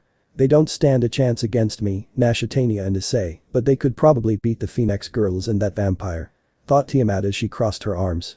"Now, I'd prefer if all of you kept it a secret that I have Tiamat and Kuroka in my peerage, I'm sure the elders would have my head for reincarnating them," requested Issei. Lord Citri agreed with no hesitation. "Of course, you can trust us," said Lord Citri, getting Issei to smile. "Naya, can we go back now?" asked Kuroka, bored. Hyoudou glared at Kuroka for her rudeness, while Lord Citri only chuckled. "Quite an impatient servant you have there," joked Lord Citri. "Naya, well, cats are known to be impatient," informed Kuroka. Issei sighed and simply gestured for them to take a seat in the table. Chatter began to surround the room, the Phoenix girls were speaking with Sona's other peerage members, Saji couldn't speak to any of them at all due to Tsubaki's interference. While Lord Citri and Lady Citri were speaking with Serafel. "Hey, is Elin-chan watching the house?" asked Issei curiously. "Yep, she should do fine, she's just been playing games on the phone we bought her," replied Hyoudou, eating her meal like a civilized person. "I think it was a mistake, Naya," chimed in Kuroka, getting a nod of agreement from Tiamat. The main four did not speak to anyone else, as they did not want anyone prying into their secrets. "Hey, you're Issei's sister, right? Nice to meet you," greeted Serafel as she offered her hand, which Hyoudou hesitantly took. "Yo," greeted Hyoudou casually. Issei sighed as this was gonna be a long day. Hyoudou residence. Leonora was currently on her phone, playing a game called Piano Tiles 2, she certainly thought it was uninteresting at first, but she came to become addicted to it. As she had just lost a round, she heard someone knock at the front door. She put the phone down and went to answer it. "Who is it?" asked Leonora curiously. "I am a friend of Issei Hyoudou," replied the stranger. Leonora rose an eyebrow at this and opened the door. As she opened the door, the stranger was revealed to be someone she actually recognized. "Katerea Leviathan," muttered Leonora as she glared at the woman. It seems you know who I am. Then you know my relationship with Issei. Inquired Katerea with a grin as she stepped inside the house. Issei sure has a classy home, I could of course give him a much better one. Boasted Katerea as she stepped further inside and inspected the house. I assume he's not home then. Presumed Katerea as she turned to Leonora. Indeed, however I don't think you should be barging in like that, commoner. Mocked Leonora. You would mock me? Who do you think you are? Asked Katerea curiously. I am Issei's one and only. His childhood friend and future wife. Huffed Leonora proudly. Katerea glared at her in anger. You must be pretty delusional then, I am engaged to Issei, therefore you have no place in his life. Informed Katerea. Leonora's eyebrow twitched in annoyance as she summoned her sword. Care to say that again, you son of a bitch? Dared Leonora, Katerea smirked and her staff began to glow a dangerous hue. Before any of the two could say another word, a red light began glowing from near the TV, and a figure was forming. Leonora began to become more cautious, and her sword began swirling with wind, while Katerea's staff had begun emitting a powerful demonic aura. As the red light dissipated, a woman in a tight bodysuit was revealed, her purple-reddish hair flowing with the air. Leonora's eyes widened in shock as she recognized this person as well. Scarlet Lancer. Shouted Leonora in anger. Katerea looked at the woman in interest, she wondered if she was another one of Issei's girls. Scarlet looked at Leonora in slight surprise, she had not expected her to be here. Leonora Voltaria, I should have known that you would arrive someday. Said Scarlet as she readied her gay bulb. Come to take your precious Issei back. Too bad, he's mine and mine alone. Informed Scarlet boastfully as a battle-hungry grin appeared on her face. Katerea growled in anger at how much these girls thought that Issei was theirs. You're both fools, if you insist on holding my Issei back then I should just annihilate you right here, right now. Threatened Katerea as she was about to unleash an explosion, but Scarlet quickly activated a rune to transport all of them to the land of the dead. Meanwhile in the land of the dead. Katerea looked around in shock as she was now in one of Hades's territories. Leonora in her anger fired a powerful force of wind at both Scarlet and Katerea, but the two were able to dodge. So it's come to this. Muttered Scarlet as her gay bulb began glowing a dangerous crimson aura. Gay chanted Scarlet, Leonora's eyes widened at this, and she begun creating a wind barrier. Bulg. The spear crashed in between both Katerea and Leonora, the two were thrown back by the explosion and fell on their backs. Katerea winced and flew up, she then fired multiple demonic attacks at Scarlet, who easily dodged due to her speed. Scarlet grinned at the excitement, and she quickly leaped towards Katerea, who got ready to block the incoming kick, but Scarlet had fooled her, as she then stopped mid-air and dived onto the ground where Leonora was standing. As Scarlet landed she threw another gay bulg at Leonora who was in shock. Leonora brought her sword up to block, but as gay bulg hit her sword it exploded, damaging Leonora greatly. Katerea fired another barrage of demonic attacks, but Scarlet was blocking by spinning gay bulg around quickly, this caused the attacks to spread around destructively. Leonora began blocking the demonic attacks being reflected at her. As the barrage stopped, Scarlet leaped high and as she was in the air, she let go of her spear for a moment before crossing her arms. Katerea and Leonora looked at Scarlet and fired a combination of wind and demonic attacks at her. But as the spear was about to succumb to the gravity, Scarlet quickly grabbed it with her feet. Don't tell me, thought Leonora in disbelief. Gay bulg. Scarlet threw gay bulg with her feet. The attacks sent by Leonora and Katerea were easily overpowered as the spear clashed with their magic attacks, quickly destroying them and creating a massive explosion. Katerea was sent crashing to the ground by the explosion, while Leonora gripped her sword and a tornado started to form. Don't underestimate me. Shouted Leonora as the tornado absorbed the explosion and quickly begun to grow. Scarlet landed on the ground and put two of her spears into the ground, keeping her from getting sucked in by the tornado. Your gay bulb may be powerful, but it is no match for a rifle. Boasted Leonora as she fired more wind-based attacks at Scarlet who used a rune to create a magic shield around her. Katerea was struggling to stay in the ground, but before the tornado could suck her in, she quickly used a destruction spell to cause the tornado to dissipate. Leonora spun around and swung her sword at Katerea who blocked it with her staff. Leonora growled at Katerea as she used a rifle to change the current around Katerea, causing her to lose balance. As Katerea was about to fall on her back, Leonora thrust her sword at her, before she quickly swung her sword to her left to block the fire attacks fired by Scarlet. You and your damn runes. Cursed Leonora as she raised her sword and created a hurricane. Scarlet snorted and she now held two spears, she threw one spear at Leonora, who used the wind current to change its course, seeing this Scarlet kicked the other spear towards her. Leonora was unable to change this one's course, and she had to block with her sword, causing yet another explosion. Leonora was thrown back and crashed into a small hill. Scarlet smirked as Leonora would be out of the battle now, she then turned to face Katerea who had a smirk on her face as well. Scarlet was about to ask why she was smirking until she saw that she had absorbed some kind of snake. Katerea laughed and teleported right behind Scarlet who quickly spun around, but she was too late and she was hit by a powerful enhanced demonic attack. Scarlet remained calm even though she was damaged, she panted tiredly as she was only able to block a portion of that attack. Katerea was panting as well, the two girls she was fighting could certainly beat a man or two. Scarlet then rushed to Katerea, who couldn't even catch her moving. Scarlet moved like a blur, as she was now holding two spears at Katerea's neck.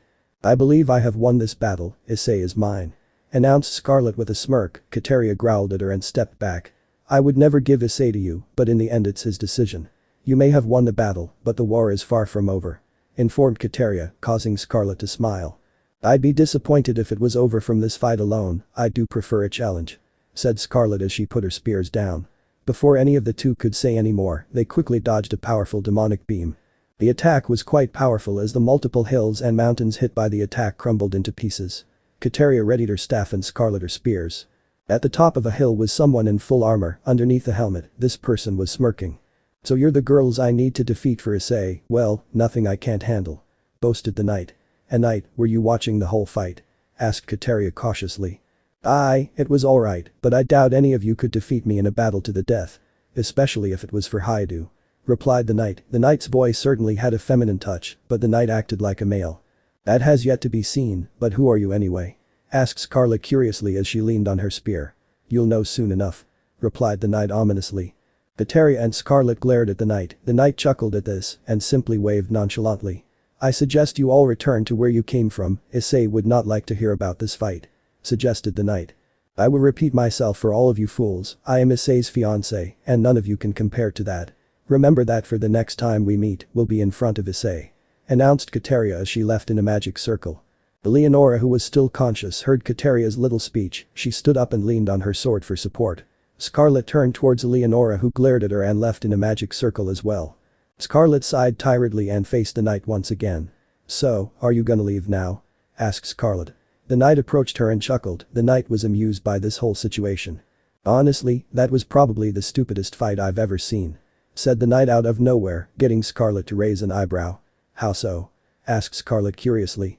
"Well, the fight itself was decent, the cause for it was dumb as hell," clarified the knight. "Such a massive fight for the love of a man named Issei Hyoudou, how silly," laughed the knight. "But hell, I probably would have done worse," shrugged the knight. Scarlet could not comprehend this knight and so she listened to the knight carefully. "Skathich is your true name, isn't it?"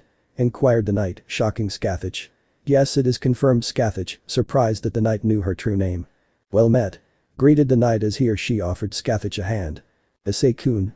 You ready?" called out a red-haired devil named Togrevamidvorn, but he was known as Tiger to his best friends. "Yep. Fire when you're ready," confirmed Issei as he prepared his magic-enhanced toy shield. Tiger grinned as he shot a toy arrow at his best friend with the toy boy his mother had bought for him. Issei blocked the arrow with a shield, resulting in the arrow breaking into multiple pieces of plastic. "Oh, Issei-kun, you cheater," complained Tiger as he approached his now broken arrow. Issei laughed nervously and started scratching his head in embarrassment. Now, Issei was only doing like you told him to. You never said he couldn't enhance his shield, did you?" argued Tokatodo, best friend of Nashatania Hyoudou and the wielder of Rikiri, a legendary sword that controls lightning. Tiger pouted and started stomping on his broken arrow in frustration, albeit cutely. Nashatania, who was sitting down on a bench right behind Toka, was laughing. She then called over Issei to give him some mineral water. "Dylan-chan. Issei-kun is picking on me," cried out Tiger before turning to Issei with an evil smirk.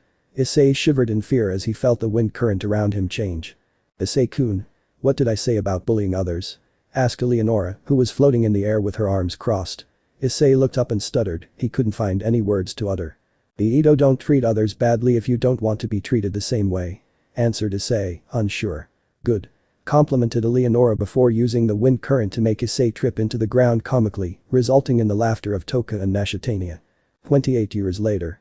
"It hurts," shouted Leonora in pain as she healed her wounds. Scarlet Lancer's gay bulk was no joke.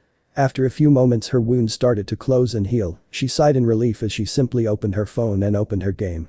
"It's best that Issei does not find out about that fight," thought Leonora as she nodded to herself in agreement.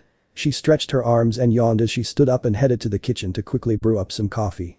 As she started making her coffee, a magic circle appeared. As the light dissipated, it revealed Issei with his peerage. Leonora smiled at Issei's appearance and quickly tackled him to the ground. "Elin-chan. What are you doing?" asked Issei, confused as Leonora was acting as if she hadn't seen him in years. "Nothing. Just let me do this," requested Leonora, annoying the other peerage members. "Hoi, hoi.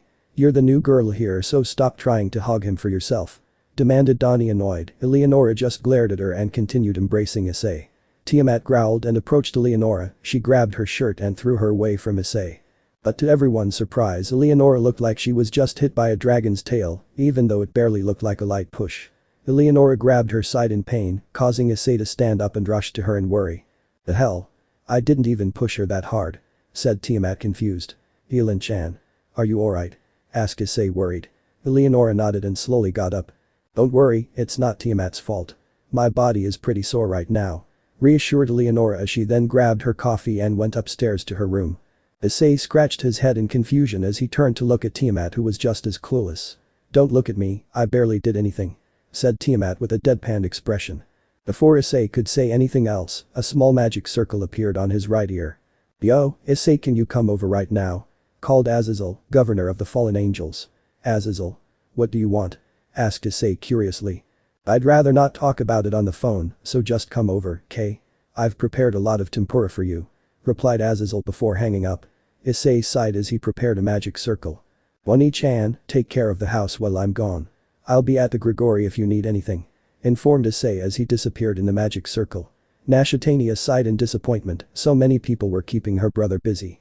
Grigori. Issei had appeared in a magic circle soon after his call with Azazel. As the governor of the fallen angels spotted the magic circle, he smiled joyfully as he then relaxed himself on his seat. "So, what was so important that I have to come see your perverted face again?" asked Issei jokingly.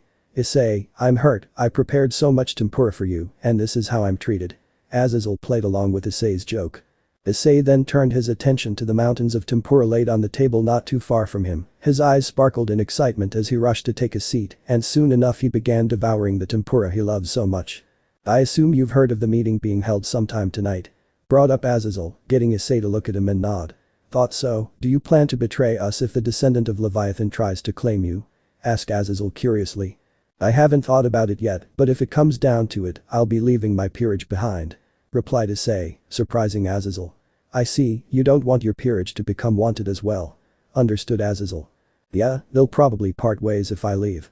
The Phoenix girls will return to Riser, my sister will remain in the house, Tiamat will return to the familiar forest, so on, so forth," explained Issei. "I can probably do you a favor and take care of the ones that don't want to leave your peerage," offered Azazel. Issei smiled at the offer. "If you do, I can probably let you do some tests on the boosted gear," informed Issei. Azazel smirked at this and shook Issei's hand. "Then again, it's not guaranteed that I'm going to join their side," added Issei. "Hahaha," laughed Azazel as he too began eating some food. "What about Vali? You think he'll defect?" asked Issei curiously. Azazel held his chin in deep thought after hearing this. "Meh, probably," replied Azazel casually. "Speaking of Vali, you two plan to have your fight there, don't you?" inquired Azazel with a cheeky grin. Issei shut his eyes and smirked, which basically answered Azazel's question. Before Azazel could say anything else, a timer set off an alarm not too far from the table the two were sitting on. "Oh, well, it seems I must be going. I'll call Barakiel over to accompany you while you eat," informed Azazel as he got up and disappeared in a magic circle. Issei only shrugged and continued eating as he was not going to let this food go to waste. After a few moments, the door to the room opened. The one who came in was one of the Grigori's leaders, Barakiel. "Ah, good to see you again, Barakiel," greeted Issei as he waved over to him. "It is good to see you too, Hyoudou," greeted Barakiel as he approached the table and sat down to eat. "Any of the others joining us as well?" asked Issei curiously. "Perhaps Penemu is currently free, while the others are busy discussing plans for the meeting later tonight," replied Barakiel, who began to eat some mapo tofu. "Penemu-san, eh? It's been a few years since I've actually seen her," mentioned Issei. Barakiel smiled after hearing this. "Indeed, she was quite furious with Azazel when she heard that you visited him recently and she wasn't informed," informed Barakiel, resulting in the shivering of Issei. "That girl is a yandere and she scares me," thought Issei, as he remembered some of the things Penemu did for him before. After a few moments of silence, the doors suddenly busted open, much to the shock of Barakiel and Issei.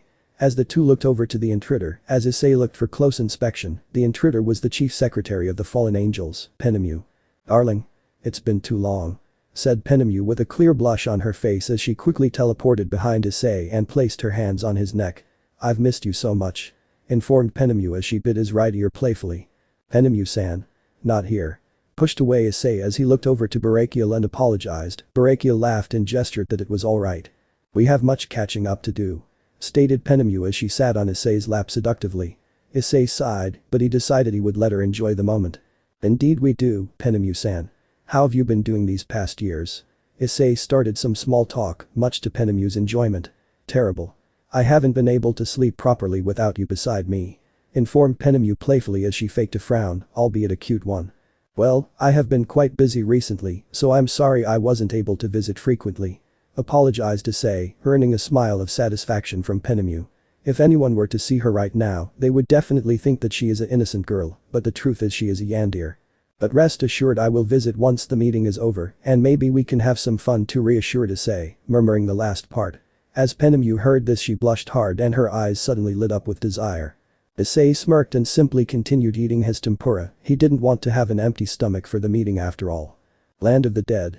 In the Land of the Dead, a certain user of Gabolg had just finished sparring with a fully armored knight wielding a powerful demonic sword. You're pretty good. But I'm confident that you would be no match for me, should we fight seriously," boasted the knight as she dematerialized her demonic sword whose name is yet to be revealed. Scathach sighed at the overconfidence of the knight. She could definitely sense all of the mixed emotions within this knight. Rage, envy, lust, and the greatest of them all, yearning. The knight once yearned for the attention of someone close to her, and that seemed to be the catalyst for the other negative emotions circling within her consciousness. "Say, you've heard of the meeting of the three biblical factions later tonight, right?" asked the knight curiously. Scathach simply nodded and materialized a table using simple reinforcement magic. "Issei and the White Dragon Emperor are both going to be there. Personally I want to see that fight really bad," said the knight, excited for the inevitable battle of the heavenly dragons. Scathach had materialized some tea for herself and a soft drink for the knight as they both sat down the table. The knight huffed as she took the soft drink and lifted her helmet ever so slightly, but enough to be able to drink. Scathach looked closely and could confirm that the knight was indeed blonde. "You've heard of the Holy Grail, right?" brought up the knight, much to Scathach's curiosity. "Indeed, why do you ask?" confirmed Scathach, asking the knight her own question. "I hear it can grant any wish, wouldn't you want something like that?" asked the knight curiously. "I have too immediate desire for it, but I wouldn't throw away an opportunity to claim it," replied Scathach as she sipped on her tea. Neither would I. But out of curiosity, what would you wish for?" cried the knight. Scathach closed her eyes in silence. This was enough for the knight to know that whatever it was a sensitive topic. "I see, must be pretty personal. But I'm not one to pry," shrugged the knight, who then continued gulping down her soft drink. "No worries, but I have been curious on why you're interested in Issei so much," mentioned Scathach as her eyes lit up in curiosity. The knight put her drink down, and her helmet was now fully covering her face again. "When I want something, I don't let it out of my grasp. I initially didn't think much of him, he was this generation's Hyoudou, that's all I thought of him," said the knight, but Scathach knew it wasn't over. "But, when I was told about the battles between him and the Hyoudou, my interest was piqued. The way his personality in battle was described reminded me of myself," continued the knight before lifting up her helmet and sipping on her soft drink.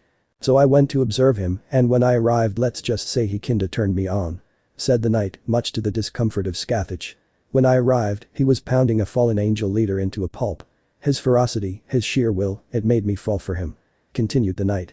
"I see," blurted out Scathach, taking in all of the new information about her new rival. "Let's change the topic, nay. You dealt with a zombie outbreak recently, didn't you?" inquired the knight, much to the surprise of Scathach. "That's right, how did you know?" asked Scathach suspiciously. "The necromancer I tortured recently told me," replied the knight bluntly, earning a deadpanned expression from Scathach. "Well, I guess that solves that problem," thought Scathach as she then sighed. "Must have been fun, wish I could have been there," wished the knight as she closed her palm into a fist. Just by this action, Scathach could tell the knight was a battle-hungry person just like her. "So tell me, are you going to observe the meeting tonight?" asked the knight curiously. "Perhaps," replied Scathach. "Time skip, the meeting. The meeting of the three factions has almost begun." Serziches, Michael and Azazel were already in the meeting room. They were only waiting for Ria's Gremory and Sona Citri's groups, along with Serafal and Issei Hyoudou. In the room, the three leaders remained silent. Michael's eyes were shut, but he was certainly awake. Azazel was relaxing in his chair, and Xerxes was eagerly awaiting the arrival of the other devils.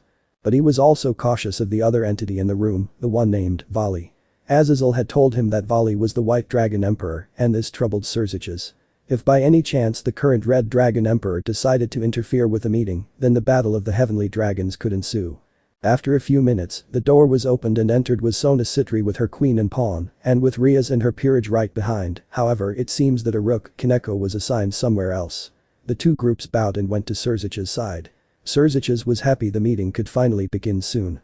Just as the two groups arrived at Xerxes' side, right beside Graphia, a magic circle appeared. As the magic circle dissipated, two figures were revealed, Serafal Leviathan and Issei Hyoudou, clad in formal attire. Serafal waved over at Sona, causing her to look away. Serafal only giggled and took a seat, with Issei standing right behind her. Issei looked around the room and spotted his one and only rival, staring at him with eager eyes. Issei smirked at this. Finally, it's time. This meeting began. Announced Azazel, much to the leader's agreement. This little standoff we're in really isn't doing the world any favors, wouldn't you agree? Inquired Azazel, gaining a nod from Michael. Indeed, and with the ones who originally started the war gone, I believe it's time we end this farce. Agreed Michael, but the mention of God's death was a blow to Asia and the two exorcists with him, Zenobia and Irina. And that's why we've got two guys here who, although not part of our standoff, have the absolute power to change the world. The loyal servant of Leviathan and the hacker Hyoudou. I'd like to ask for your inputs on this. Clarified Azazel, earning a shrug from both Vali and Issei. I just want to fight some pretty strong guys. Answered Vali as he shrugged. Heh. You don't need a war to find tough people. Informed Azazel. Of course, agreed Vali nonchalantly, although to Azazel and Issei, Vali definitely didn't truly agree with it. If I may ask, how is Issei comparable to the White Dragon Emperor when he is a devil like us? Asked Xerxes curiously. Well, for starters he's also half dragon. Or did everyone just forget about that? Replied Azazel, earning surprised expressions from most of the devils. We totally didn't know about that. Thought Katerea surprised. I see, so since he is quite an abnormal entity, being comprised by devil and dragon blood, he could potentially change the world as well. Understood Michael, albeit not too sure. That's right, but there's another reason as to why I compared him to the hacker Hyoudou, and you'll be finding out soon enough. Added Azazel, earning him some suspicion from Sona Citri and other devils. No way, all the hints are pointing towards it. Could Issei really be the Seker Hyoudou, thought Sona in slight disbelief. So, Hyoudou, your input? Asked Azazel curiously. I just want to loyally serve the Leviathan and eat some more tempura. Answered Issei as he then shrugged. His similarities with the hacker Hyoudou earned him more suspicion from Sona Citri. Ahahaha. As expected of you. Laughed Azazel, as the other leaders chuckled at Issei's response as well. Oh, you flatter me so much, Issei-chan. Squealed Serafal as she hugged Issei and pushed him into her breasts. Saji and Sona saw this and their jaws dropped. Sona swore she was about to pass out, so she leaned on her queen for support. While Saji was feeling like he could kill Issei for being so lucky. Before any further discussion could be made, a massive magic circle appeared above the school. Vali and the other devils sensed this, and their guard immediately went up, but before they could warn anyone, everyone suddenly froze. The first to recover from the attack was Xerxes, then Michael and Azazel, and then Issei, Vali and Serafal. A few moments after they were unfrozen, Graphia, Kiba, Katerea, Murayama, Rias and the two exorcists were unfrozen as well. What just happened? Asked Murayama confused. Someone must have stopped time. Announced Issei, who was relieved his boosted gear didn't suddenly pop out because of the attack. Wait, Gasper. He must have been the one behind this. Said Katerea, worried for her cowhide. But Gasper could barely stop a football. How can he stop the entire school? Asked Murayama confused. He was probably forced into balance breaker. Replied Azazel, raising another question. But why weren't we frozen as well? Asked Rias, confused at the fact that she wasn't frozen, but her queen was. We, the faction leaders, are powerful enough to negate the effects of his balance breaker. Replied Azazel. And I was protected by my dragon. It seems Issei over there is powerful enough to negate the effects as well. While the others were protected by their holy swords, Ria's Gremory were protected by your pawn sacred gear twins. Continued Vali, getting Rias to look at Katerea and Murayama. Thank you, both of you. Thanked Rias, getting nods from both of the girls. A few moments after she said this, an explosion was heard from outside the building. Multiple magic circles appeared, revealing an army of cloaked figures. Who are those freaks? Asked Katerea cautiously. Those are magicians. answered Seraphil. Magicians, repeated Kata, surprised. How rude of them. I'm the real magical girl here, said Seraphil, annoyed. Michael, however, watched as their guards were being killed one by one as they were frozen in time. I feel it is also important to note that they have disabled our means of transportation, announced Grafia, earning shocked expressions from Riaz and her servants. They sure got us good this time, sighed Azazel, much to the agreement of Surzich's. Their timing and their tactic of using Riaz Gremry's family against us, added Surzich's. There's a traitor, Irina muttered to herself. Anyway, we've got to do something about that half-vampire soon, suggested Azazel. It's too risky to fight back with his powers on the loose, added Azazel. Ani-sama, I left an unused rook in the building, informed Riaz, piquing Surzich's interest. You want to use castling? Assumed Surzich's, gaining a nod from Riaz. Very well, but I am not sending you alone, stated Surzich's, earning a pout from Riaz. Asper is my family, I will take him back personally, said Riaz defiantly. You know, if we use your power, Surzich-sama, we could send one more person with her, reminded Grafia. Let us go then, volunteered Katis and Murayama. But there are two of you, I can only send one more, informed Surzich's. We can use our balance breaker and fuse into one. Would that work? Asked Murayama curiously. That's smart, I believe it would work. Azazel gave his opinion. Then I wish you good luck, agreed Surzich's, gaining a bow from the pawns. Wouldn't it be easier to just kill the half-vampire by destroying the whole building? I could do it if you want, offered Vali, getting glares from Riaz and her servants. You jerk, insulted Katis as she was about to protest. You should probably read the mood, Vali. Pieces trying to be formed here and killing one of Riaz Gremry's family isn't really going to help, said Issei, getting a grin from Vali, who only shrugged. Sorry, I just can't really stand here doing nothing, shrugged Vali. Then why don't you entertain our guests outside? I'm sure seeing the White Dragon Emperor would mess up their ranks quite a bit, suggested Azazel. Why not? Said Vali as he summoned his dividing gear and flew outside to face the magicians. Vali flew past quite a few magicians, causing them to turn to him abruptly. As Vali ascended into the sky, he activated his balance breaker.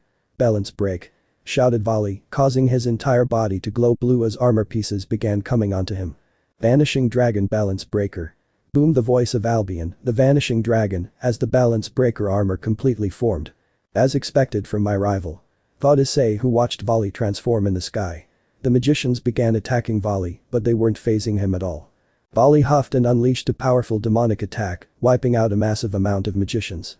He's certainly gotten stronger, thought Issei, who watched in interest, and he was certainly impressed. His strength certainly reeks of trouble, blurted out Zenobia, who was right beside Kiba, watching the fight. Come on, Butchu. Let's go rescue Gasper, suggested Katis eagerly. Alright, but you'll have to fuse first, informed Riaz, getting a nod from her pawns as they began to activate their balance breaker. Feel our thunderous flames. Kaminari Kasai, balance breaker, chanted the two girls as their bodies glowed and the two fused into one. Yosh. We're ready, declared Kuroyama. Riaz nodded and prepared the castling process. Before you go, take these, offered Azazel as he gave Kuroyama a bracelet of some sort. What's this? Asked Kuroyama curiously. It'll help control one's balance breaker, so give one to Gasper, replied Azazel, gaining a nod from Kuroyama, who took the bracelets. Good luck to you both, wished Surzicha some good luck as Riaz and her pawn teleported away, leaving only a white rook piece falling on the ground. As they disappeared, Surzicha grabbed the rook piece and kept it in his pocket so that he may return it to his sister once they return. Once they get a hold of Gasper, we can begin our retaliation, stated Surzicha, getting a nod of agreement from Grafia. Suddenly a magic circle appeared in the room, causing everyone to put their guards up. This magic circle, muttered Surzicha in recognition. "Good day, Devil King Surzicha and Seraphil," greeted Katerea Leviathan, descendant of the original Leviathan. Katerea-chan, recognized Seraphil, who looked surprised at her sudden appearance. "Descendant of the original Leviathan, what is your purpose here?" asked Surzicha cautiously. "Chaos and ruin to the world," replied Katerea as she raised her staff, and soon a massive explosion engulfed the entire building. "Whoa. That was from the new building," stated Kuroyama, who rushed to look at the explosion from a window. "Ani-sama," blurted out Riaz in worry. "The leaders of the three factions putting up a barrier together? How cute," mocked Katerea, who then laughed. "It seems my presence has been ignored, nah, Katerea-chan?" inquired Issei, who went unnoticed by Katerea. Katerea flinched at the sight of Issei as a blush appeared on her face. She was suddenly at a loss of words, and her heart skipped a beat. "blurted out Katerea, not sure what to say. "Ahaha. Laughed Azazel, who was holding his stomach, trying to hold more laughter. Azazel, what do you find so hilarious? Asked Katerea in a dark tone. The great descendant of Leviathan flustered at the sight of a man named Issei Hyoudou. Ha, clarified Azazel as to why he was laughing. Katerea tightened her fists in anger and was about to protest. Leviathan, you are after the world, aren't you? Inquired Michael, who caught up quickly. That's right, Michael. We are going to rebuild this rotting world and cause a revolution. Declared Katerea confidently. Ha. Rotting. Revolution. The villains that say that always die first. Mocked Azazel, getting a glare from Katerea. I'll teach you to mock me. Threatened Katerea, who flared her aura, but Azazel wouldn't back down as he too flared his holy aura. You don't mind, do you, Issei? Asked Azazel for permission. Katerea's eyes hesitantly lingered to Issei, who crossed his arms in deep thought. But before he could make a decision, Katerea decided she would offer him a place at her side. Issei-kun. I, as the descendant of Leviathan, would like to finally claim you as a loyal servant of the true Leviathan. Declared Katerea, causing Issei to stare at her. Katerea, do you truly have no intention of backing down? Asked Issei curiously. Of course not, I have dedicated myself to this cause. I know you are a powerful warrior and I would love to catch up with you. Replied Katerea. Issei sighed as this was his chance to reunite with Katerea after all this time, but he did promise Vali, so he would have to stir up some drama first. If you have no intention of backing down, then I'm afraid I cannot catch up with you, Katerea-chan informed Issei, sounding regretful. Katerea flinched at the rejection, but she was able to hold back her tears as she had prepared to become Issei's enemy. Then you leave me no choice. You, along with the current Devil Kings, will perish today. Declared Katerea as she ascended into the sky and prepared for battle. Azazel. Called Issei, signaling that Azazel had his permission to engage Katerea in combat. Azazel smirked and flew up to face the descendant of Leviathan. The descendant of Leviathan against a beast of the apocalypse, this should be quite the fun battle. Announced Azazel as he prepared to fight. Surprise, you don't scare me. Mocked Katerea as she unleashed her aura, and so did Azazel. As their auras clashed, a massive surge of power was unleashed, obliterating any nearby magicians. The massive battle was about to commence, and the revelation of the heavenly dragons was about to come to a close. End of the here. So that's it for today's video, guys. Before you go, just like the video and share it with your friends.